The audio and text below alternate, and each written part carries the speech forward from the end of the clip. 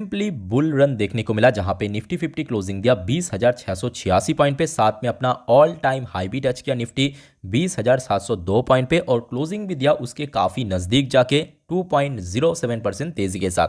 और इसके पीछे रीज़न था लास्ट डे यानी संडे के दिन आउट हुआ टोटल 5 स्टेट्स की रिजल्ट। अब ज़्यादातर एनालिस्ट या ज़्यादातर ब्रोकरेज कंपनी का मानना यह है सिर्फ और सिर्फ 4-5 स्टेट्स की रिजल्ट देखने के बाद अगर निफ्टी में ऐसा रिएक्शन देखने को मिलता है सीधा सीधा 2% उछाल, तो दोस्तों 24 की चुनाव अगर रिजल्ट ठीक ठाक हो गया यानी मार्केट के फेवर में हो गया तो उस केस में मार्केट में सीधी सी बात है आग लग जाएगा। तो दोस्तों इसको देखते हुए मैं भी आपको थोड़ा बहुत अलर्ट करके रखना चाहता हूँ कि 24 की चुनाव के पहले कौन कौन सी सेक्टर को स्पेसिफिकली आपको अलर्ट हो जाना चाहिए, या आप बोल सकते हो जो सारे सेक्टर्स में काफ़ी तेज़ी होने का चांस है। ऐसा मैं भी बोल रहा हूँ, इवन बहुत सारे ब्रोकरेज कंपनी का भी मानना सेम है। आप पूछोगे ऐसे मैं कैसे बोल सकता हूँ, क्योंकि देखिए मार्केट में है तो बहुत सारे सेक्टर्स, बट मार्केट में जो सेक्टर्स में गवर्नमेंट की पॉलिसीज़ मतलब सबसे ज़्यादा है उसमें दोस्तों आपको सबसे ज़्यादा बूस्ट देखने को मिलेगा। खास करके एफआईएस का जो इन्फ्लो है ये सारे सेक्टर्स में आपको सबसे ज़्यादा देखने को मिलेगा।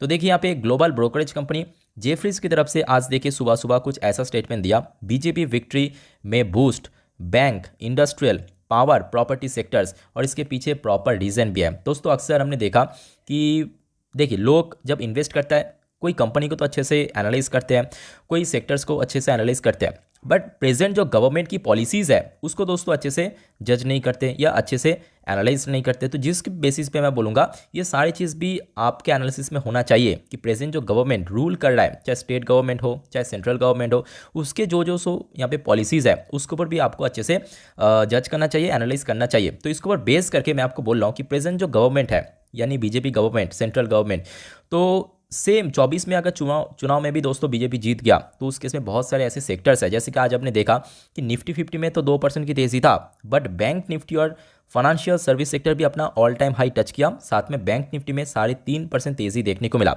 आप पूछोगे ऐसे कैसे हुआ, क्या इसमें कोई बहुत फ़ायदा मिलेगा? तो देखिए सबसे पहली बात यह है कि आज ये चुनाव की रिजल्ट आउट होने के बाद एफआईएस का इन्फ्लो इंडियन मार्केट में दोस्तों बहुत ज़्यादा बढ़ चुका है।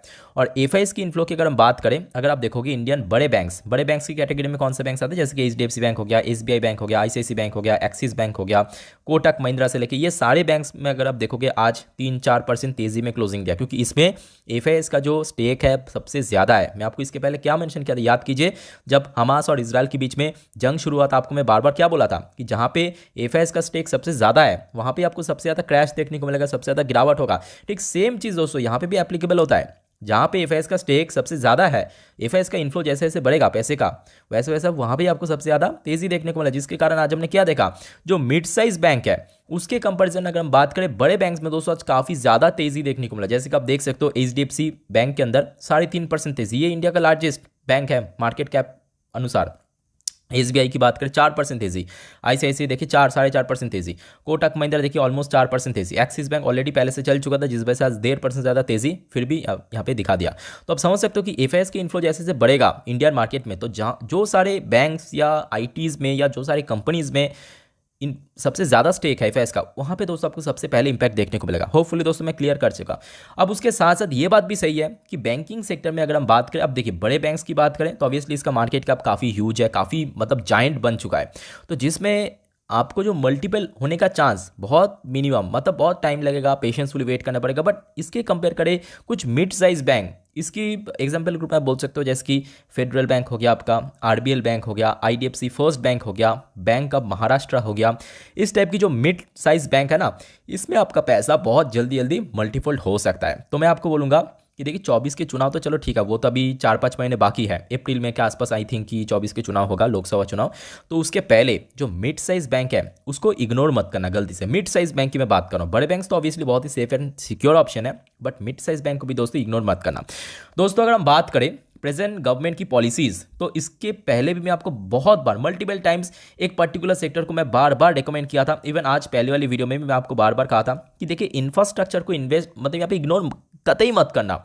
सबसे पहली बात देखिए, आज आप एक देश में, एक ऐसे देश में रह रहे हो जिसका जो इकोनॉमी है सबसे हाईली पेस में ग्रो हो रहा है, और ऐसे में एक देश जब डेवलपिंग नेशन से एक डेवलप नेशन की तरफ मूव करता है, उसमें दोस्तों इंफ्रास्ट्रक्चर के ऊपर कुछ काम कर ही ना, ऐसा हो ही नहीं सकता। और खास करके इंफ्रास्ट्रक्चर में देखिए, इंफ्रास्ट्रक्चर अपने आप एक बहुत बड़ा सेक्टर्स है, उसमें भी अलग अलग सेगमेंट है, जैसे कि आप फोटो में देख सकते हो, जैसे कि रेलवेज हो गया, डिफेंस यहाँ पे मेंशन नहीं किया, रोड्स हो गया, एयरपोर्ट्स हो गया, पोर्ट्स हो गया, यूटिलिटी सेक्टर हो गया, ठीक है, एनर्जी सेक्टर हो गया, एजुकेशन सेक्टर से लेके health care sector, social sector, ये सारे सेक्टर में दोस्तों आपको कहीं ना कहीं काम करना पड़ेगा, तभी जाके एक देश की इकोनॉमी बढ़ेगा, एक डेवलपिंग नेशन एक डेवलप नेशन में कन्वर्ट हो पाएगा। और ये प्रैक्टिकल मैं आपको बोल रहा हूँ, प्रैक्टिकली बोल रहा हूँ, कोई इसमें कोई घिसे पीटे मतलब कोई थंब रूल नहीं है, ठीक है।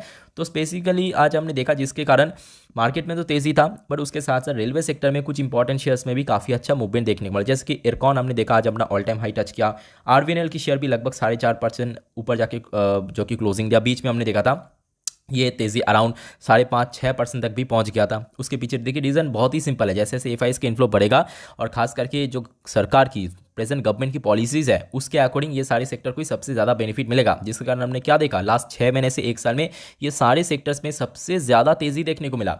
तो आप जब रियलिटी के ऊपर बेस करके चीज़ों को समझोगे ना, कॉन्सेप्ट क्लियर हो जाएगा आपका, सीधी सी बात है। बट आप अगर बस ऐसे इधर से उधर से टिप्स लेते रहेंगे, आप कुछ भी सीख नहीं पाओगे मार्केट में। जिस वजह से मैं बार बार बोलता हूँ कि कॉन्सेप्ट को हमेशा क्लियर करके रखिए। सेम चीज़ देखिए डिफेंस में, शेयर देखिए ऑलरेडी 1 महीने पे इतना चल चुका, उसके बावजूद भी देखिए आज फिर से अपना ऑल टाइम हाई टच किया। कैसे टच किया? ऑब्वियसली जो प्रेजेंट गवर्नमेंट की पॉलिसीज़ है वो दोस्तों एकदम मैच करते हैं डिफेंस सेक्टर के साथ, और साथ में जो एफआईएस का फ्लो है लगातार बढ़ता जा रहा है डिफेंस में। तो जिस वजह से आज हमने देखा, चाहे बेल की बात करें, एचएल की बात करें, इस टाइप की कंपनी की शेयर में कितना तेजी देखने को मिला। ये दोनों ही शेयर देखिए आज अपना ऑल टाइम हाई भी टच किया।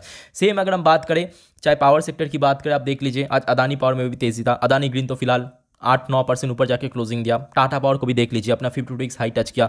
तो ये सारे सेक्टर को भी आपको फायदा मिलेगा, खास करके जो सारी कंपनीज रिन्यूएबल सेक्टर के ऊपर काम कर रहा है, रिन्यूएबल सेक्टर, ठीक है। क्योंकि देखिए फ्यूचर तो रिन्यूएबल है, क्योंकि लगातार हमने देखा जो नेचुरल जो यहाँ पे जो मतलब जो प्रोडक्ट की आप बोल सकते हो उसका जो अवेलेबिलिटी है लगातार घटता जा रहा है। चाहे कोल की बात करें, चाहे ऑयल की बात करें, तो उस केस में जो सोलर पावर हो गया, वाइंड पावर हो गया, ठीक है, हाइड्रो पावर हो गया, इसके ऊपर कहीं ना कहीं डिपेंड होना पड़ेगा फ्यूचर में, और जिसके चलते ये सारी कंपनीज को सबसे ज़्यादा बेनिफिट मिलेगा।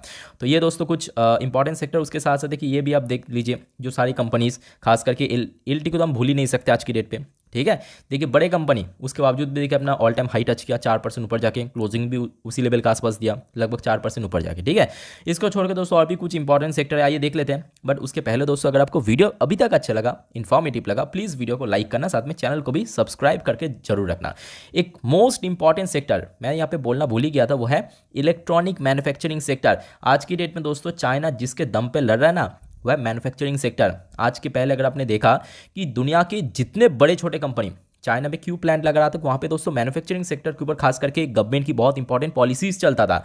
आज की डेट में जो प्रेजेंट सेंट्रल गवर्नमेंट है इंडिया का, वो भी दोस्तों मैन्युफैक्चरिंग सेक्टर के ऊपर काफ़ी जोर दे रहा है, काफ़ी बैकअप दे रहा है, जिसके कारण हमने देखा हाल फिलहाल पे लास्ट 1 साल या ईयर टिल डेट में डिक्सॉन जैसे, एम्बर जैसे कंपनी को भी बहुत फायदा मिला, और शेयर देखिए देखते देखते कहाँ से कहाँ पहुँच गया। अब देखिए ईयर टिल डेट की बात है, 2700 में पहुँच गया था शेयर, 2600-2700, देखिए 117% रिटर्न दे दिया, 120% रिटर्न। तो इसके पीछे रीज़न सेम है। तो ये जो सारी चीज़ है ना, ये कोई रॉकेट साइंस नहीं है। आप प्रैक्टिकली अगर आप थोड़ा गवर्नमेंट की पॉलिसीज़ को जब बजट के टाइम पे आउट होता है या कभी कभार आउट होता है